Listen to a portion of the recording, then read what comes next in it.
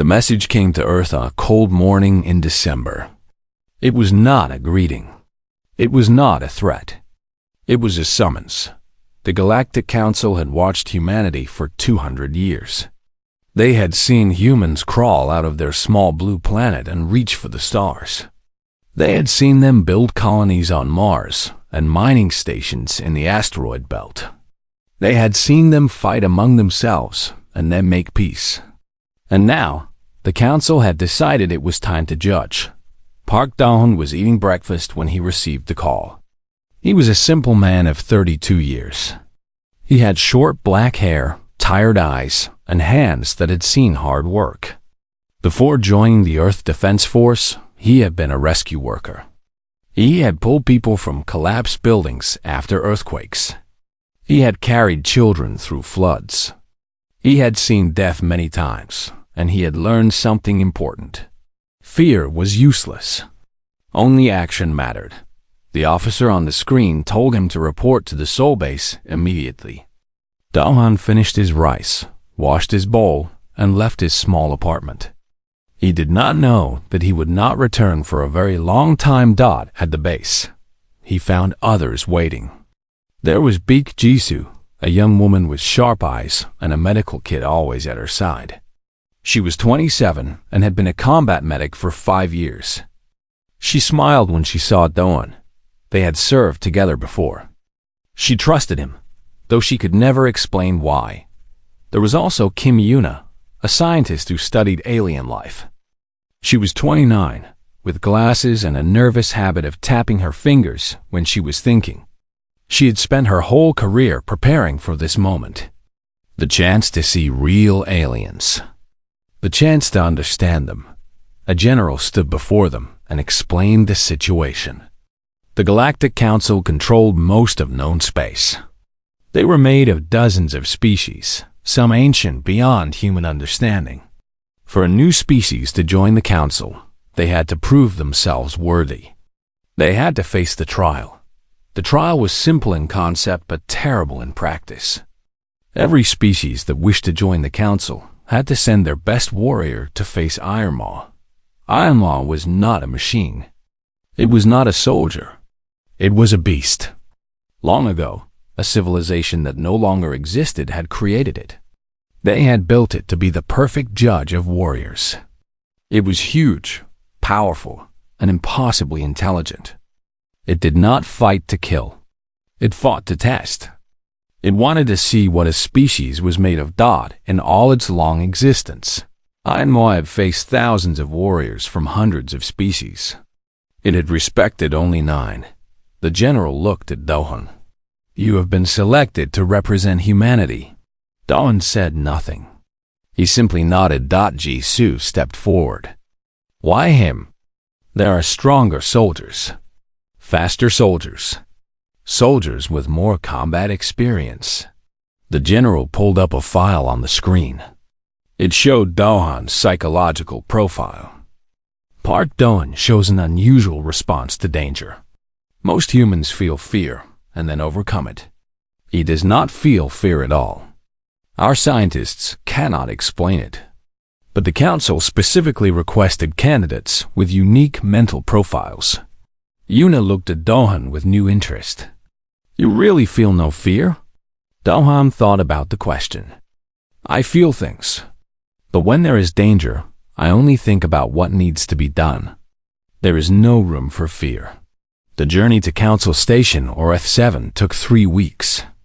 The human ship was small compared to the massive vessels they passed along the way. Yuna spent most of the trip reading everything she could find about Ironmaw. There was not much. The beast was ancient, and the Council kept its secrets well. Jisoo trained with Dohan every day. She taught him new medical techniques so he could treat his own wounds. She ran combat drills with him until they were both exhausted. At night, they sat together and talked about Earth, about the families they had left behind, about what might happen if Dohan failed. "If I fail, humanity waits another 100 years for a new trial," Dohan said simply. "So I will not fail." Jisoo shook her head. "You say it like it is easy. It is not easy, but it is simple. I go in. I face the beast. I show it what humans are. When they arrived at Earth 7, Doan saw aliens for the first time. The station was enormous, a city floating in space. Creatures of all shapes and sizes moved through its corridors. Some walked on two legs like humans. Some crawled on many legs. Some floated through the air. The Kelthari delegation watched the humans arrive with obvious contempt.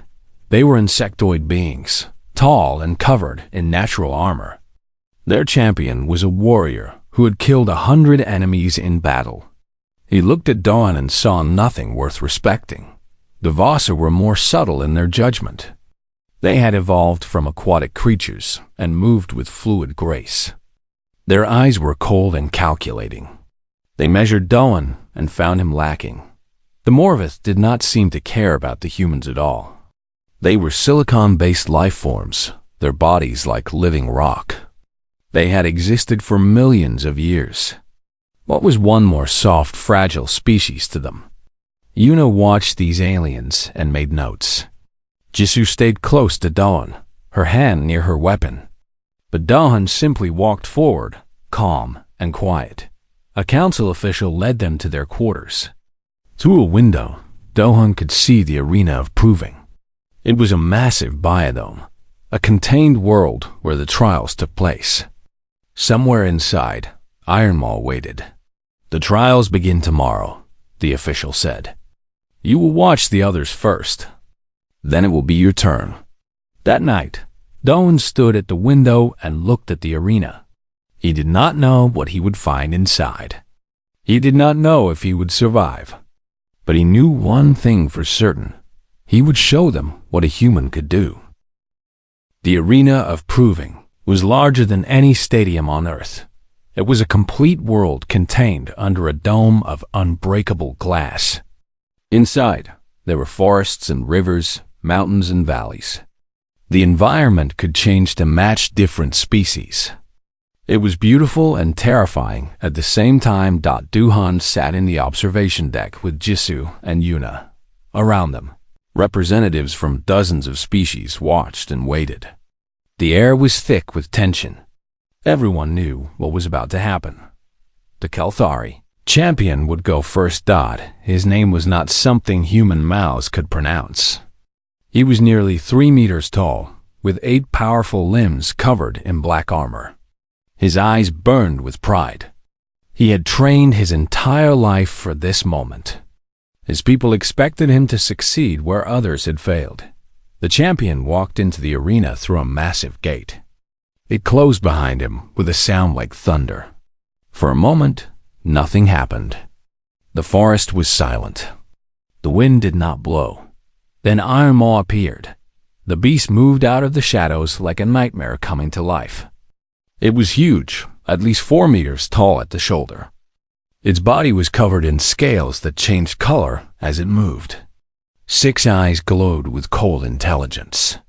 When it opened its mouth, rows of teeth gleamed in the artificial sunlight. Yuna gripped her tablet tightly. According to the records, Iron Maw adapts to each opponent.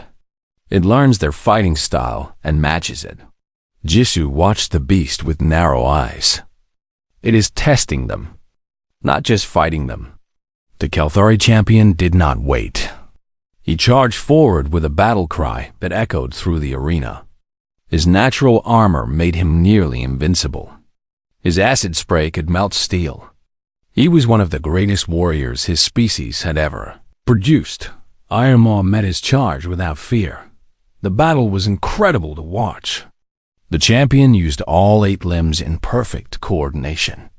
He struck from multiple angles at once.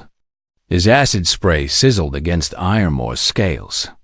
For a while, it seemed like he might actually win, but slowly, Iron Maw began to predict his movements. The beast learned his patterns. Every attack became easier to avoid. Every defense became easier to break. 4 hours after the trial began, Iron Maw pinned the champion to the ground. The beast could have killed him easily. Instead, it simply held him there, looking down with those 6 glowing eyes. Then it made a sound that might have been disappointment and walked away. The Kelthari champion had failed. He was escorted out of the arena, his pride broken. His delegation said nothing. There was nothing to say that the Vassar candidate entered next. She was smaller than the Kelthari, her body sleek and fast. Her species had evolved in the oceans of a water world. They were known for their speed and their cunning. Where the Kelthari used strength, the Vassar used tricks. She did not try to fight Iremore directly. Instead, she ran. She hid. She set traps using the environment. She led the beast through rivers where her swimming gave her advantage.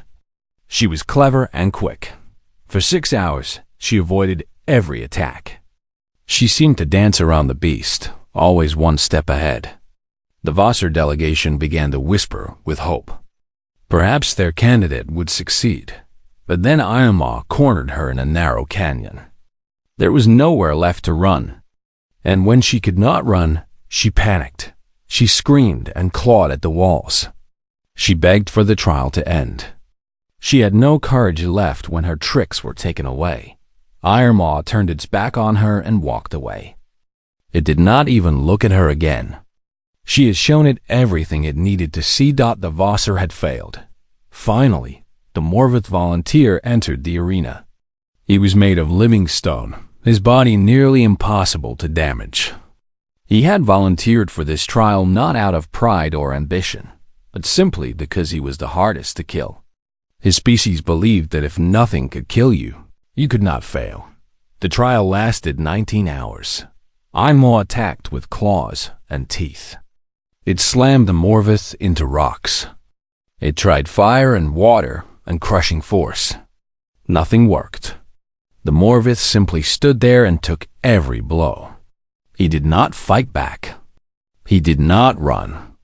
He did not do anything except exist. Eventually, Iremore stopped attacking. The beast sat down in front of the Morvith and waited. Minutes passed, then hours. Neither of them moved. The council officials finally ended the trial. The Morvith had not died, but he had not proven anything either. He had simply endured. That was not enough. The Morvith had neither passed nor failed. He had simply been nothing. Now only the humans remained. That night, Dohan sat alone in his quarters. Jisoo came to check on him and found him sharpening his blade. "You saw what happened," she said quietly. "The strongest warrior failed. The fastest warrior failed.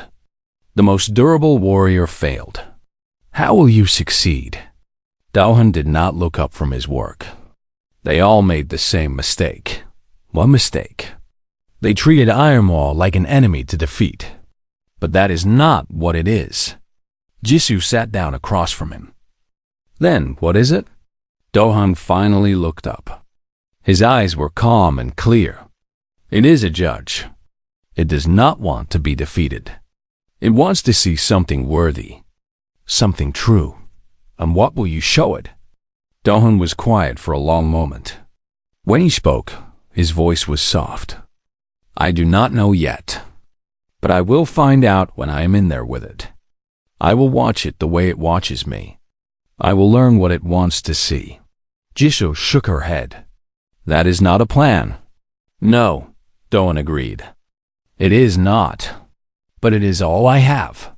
In the morning, the gate to the arena would open for him. The other species had already dismissed humanity.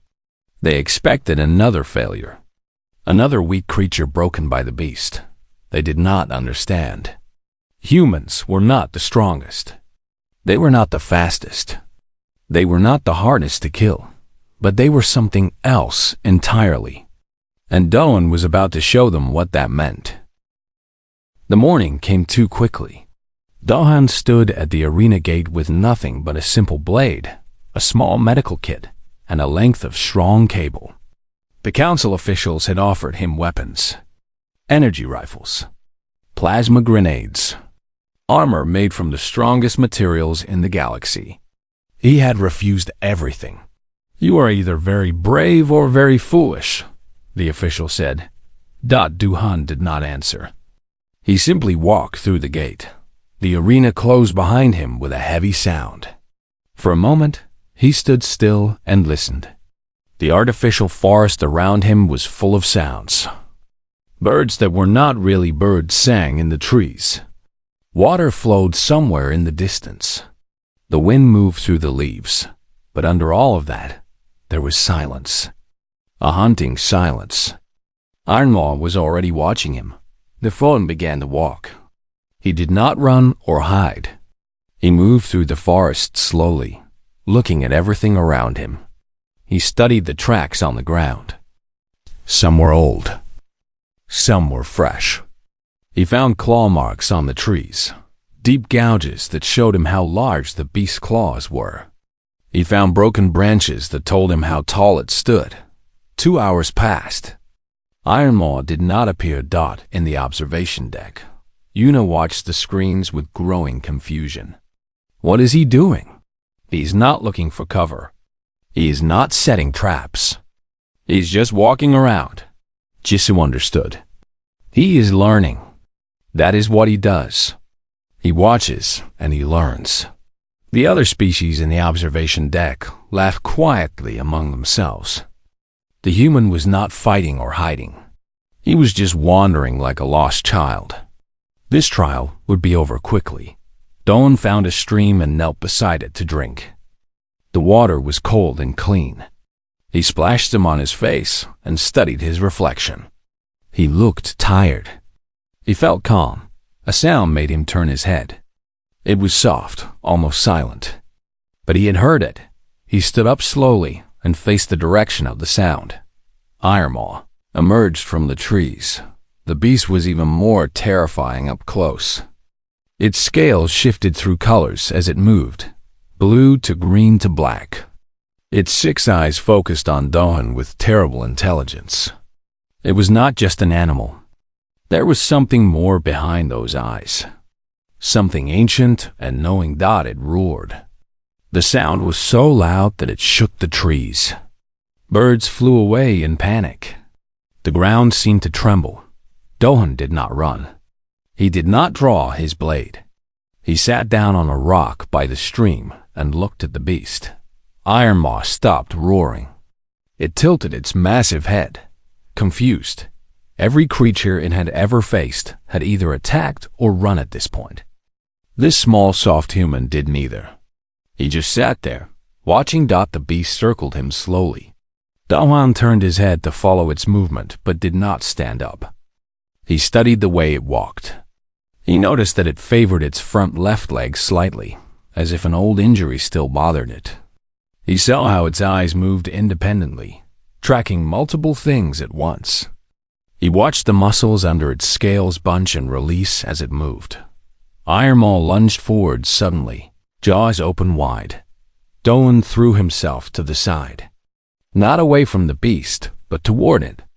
He rolled under its massive body and came up on the other side. The claws slashed through empty air. The beast spun around, surprised. Most prey ran away from danger. This human had moved closer. They continued like this for hours.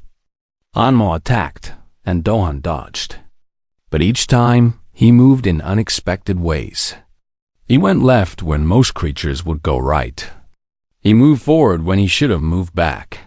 He was learning the beast patterns, and he was using that knowledge to stay alive, not without cost. A claw caught his arm and opened a deep cut. A tail sweep hit his chest and cracked 2 ribs. Blood soaked through his shirt. Pain made his vision blur. But he kept watching. He kept learning. In the observation deck, Yuna leaned forward with wide eyes. He is adapting to it, the same way it adapts to its opponents. The Kelthari delegation had stopped laughing. The Vossar were silent. Even the Morvith seemed to be paying attention. By the 10th hour, something had changed. Ironmaw was not attacking as often. It would charge, and Dohan would slip aside. It would swipe, and Dohan would duck under. Each movement was precise. Each dodge was exactly enough, and no more. The beast began to hesitate. For the first time in a very long time, It was facing something it did not understand. Dawn found shelter in a small cave as night fell over the arena. He treated his wounds as best he could. The cut on his arm was bad, but not deadly. His ribs hurt with every breath, but he could still move. He ate a small amount of food from his pack and drank water from his canteen. Outside, he could hear Iron Maw moving through the forest. It was not hunting him. It was thinking about him. Du-hun closed his eyes and rested. He would need his strength for tomorrow. In his mind, he replayed every moment of the fight, every attack, every movement. He built a picture of the beast in his head. How it moved, how it thought, what it wanted. It did not want to kill him. He was certain of that now. It wanted to understand him, just as he wanted to understand it. They were both looking for the same thing. They just did not know it yet. When morning came, Du-hun stepped out of the cave and looked up at the artificial sun. His body hurt. His hands were shaking.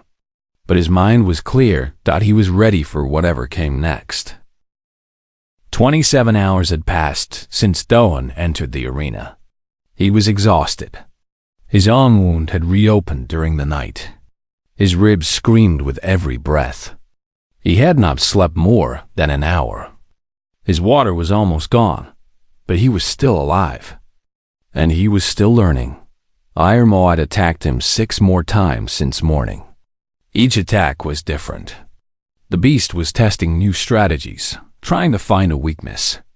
But Du-hun had studied it for so long now that he could predict its movements before they happened. The beast was frustrated. Du-hun could see it in the way its scales changed color, shifting to darker shades. He could hear it in the low growls that came from its throat. For centuries, Iron Maw had been the hunter. Now, for the first time, it felt like the one being hunted. In the observation deck, no one was laughing anymore.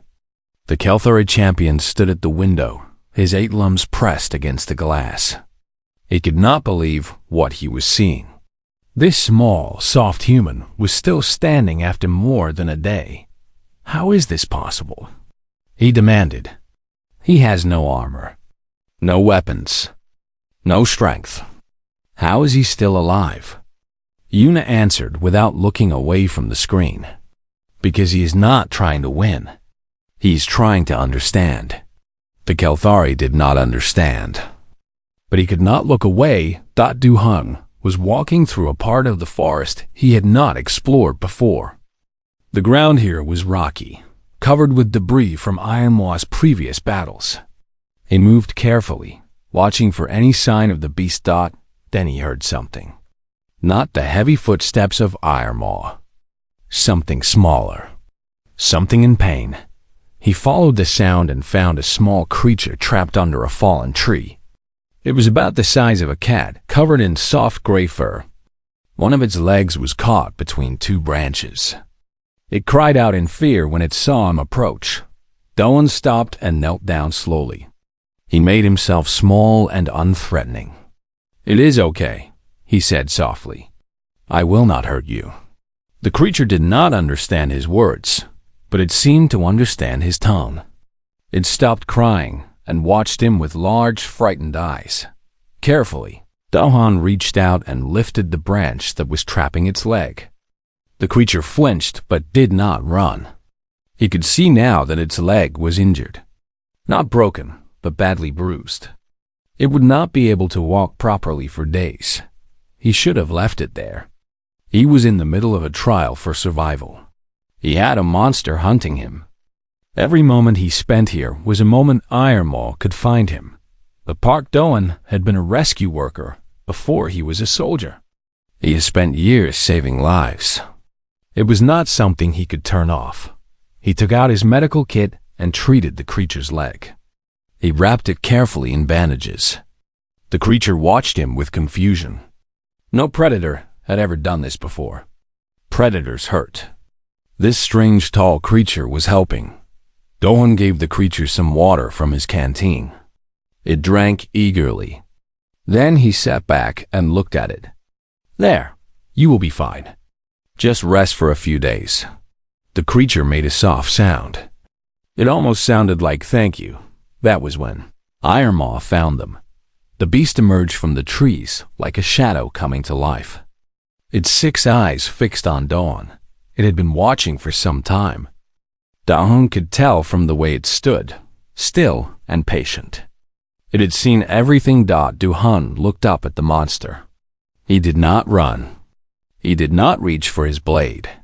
He simply sat there, the small creature beside him. Iron Maw walked closer. Its steps were slow, careful. Not the movements of a predator about to attack. The movements of something curious. The beast lowered its massive head until its eyes were level with Dawn's. They were only an arm's length apart. Dawn could smell its breath, hot and strange. He could see himself reflected in its 6 glowing eyes. For a long moment, neither of them moved. Then Iron Maw did something it had not done in thousands of years. It lay down. The beast settled onto the ground beside Dawn, tucking its massive limbs beneath its body. It looked at him, then at the small creature he had saved, then back at him. It understood now. Dawn was not a warrior who fought for glory. He was not a predator who killed to survive. He was something else. Something the beast had almost forgotten existed. He was a protector. In the observation deck, Yuna was crying. She did not know when the tears had started. Jisoo stood beside her with her hand over her mouth, unable to speak. The ancient keeper of Iron Maw, a being so old it had no name, rose from its seat. Its voice was quiet, but everyone heard it. "In all my years, I have seen Iron Maw break the greatest warriors. I have seen it crush the mightiest empires. I have seen it turn away from species who offered nothing but strength." The keeper pointed one withered limb at the screen, where Dawn sat beside the resting beast. "Today, I have seen something new. A warrior who fights not to conquer, but to save. A species that shows mercy to the smallest and weakest even when their own survival is at stake." The council chamber was completely silent. "The trial," the keeper said, "is over." But in the arena, Dawn did not know this yet. He sat beside Iron Maw as the artificial sun set over the forest. The small creature had fallen asleep in his lap. The beast beside him breathed slowly, peacefully. For the first time since entering the arena, Dawn smiled. He had not defeated the monster. He had not proven he was the strongest or the fastest or the hardest to kill. He had simply shown it who he was. And somehow, that had been enough. The arena gates opened with a sound like thunder. Dawn stood up slowly, his body aching from wounds and exhaustion. The small creature he had saved stayed close to his feet, unwilling to leave his side.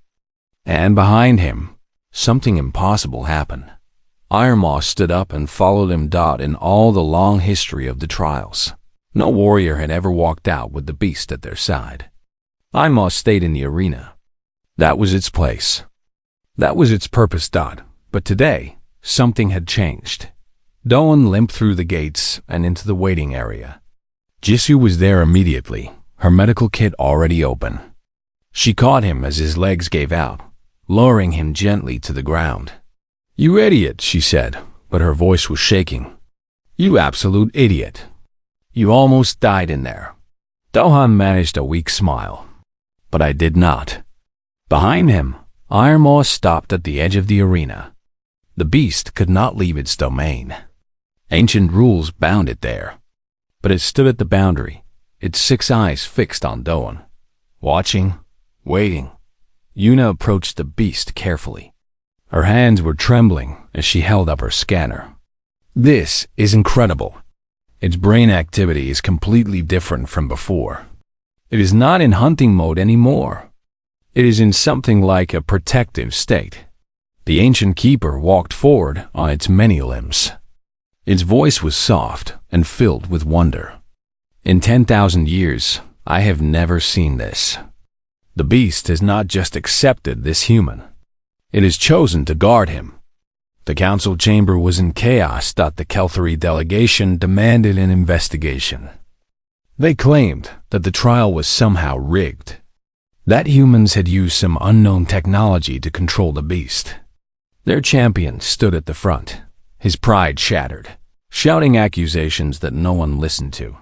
The Vasa were quieter but no less angry. Their candidate sat in the corner, still traumatized from her failure. She could not understand how a creature so small and weak could succeed where she had failed.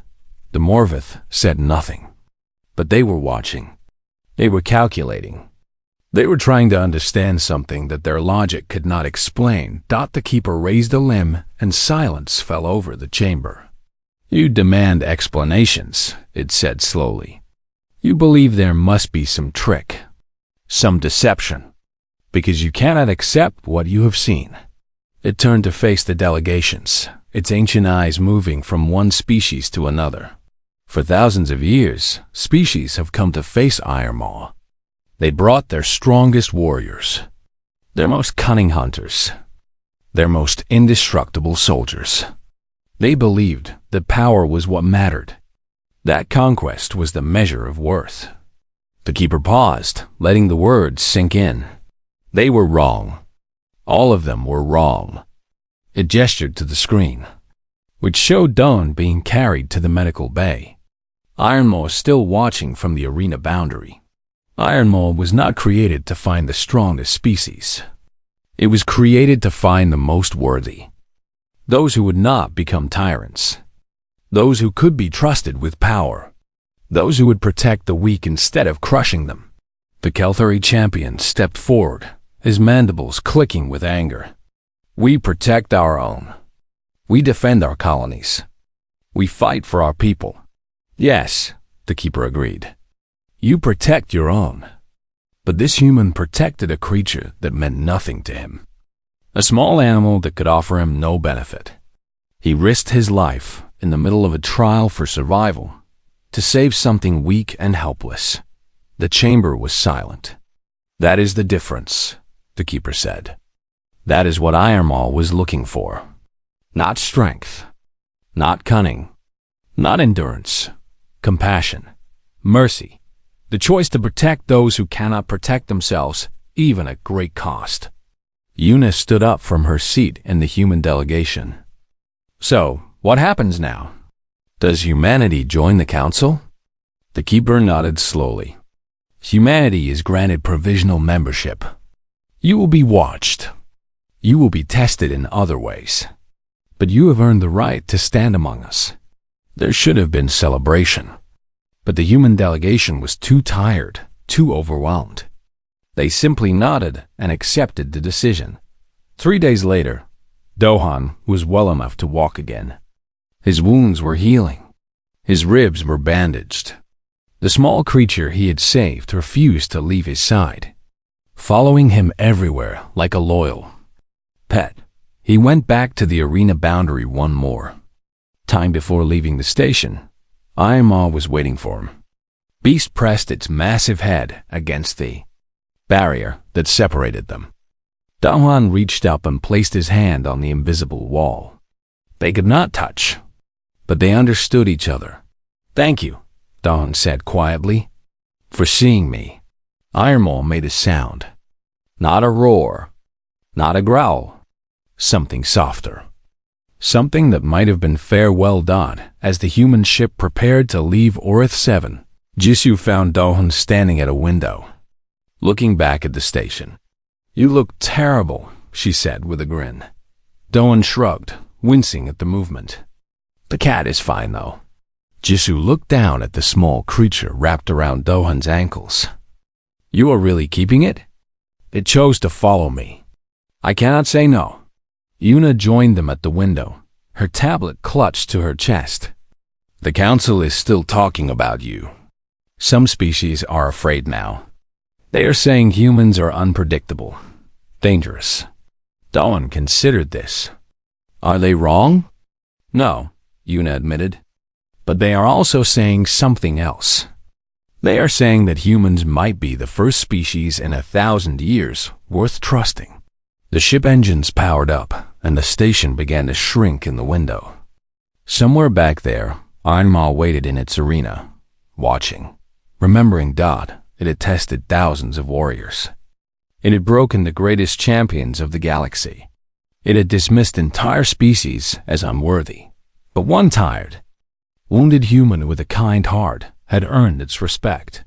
And that, perhaps, was the most human thing of all. The stars stretched out before them as the ship jumped to faster than light speed. Ahead lay Earth, home, a planet full of ordinary people who had no idea what had happened in the distant reaches of space. But the galaxy knew now. It knew what humans were made of. Not strength, not speed, not armor. Something far more dangerous. Something far more precious. The willingness to protect. The choice to show mercy. The courage to be kind, even when kindness cost everything. Humanity had been tested, and humanity had earned its place among the stars.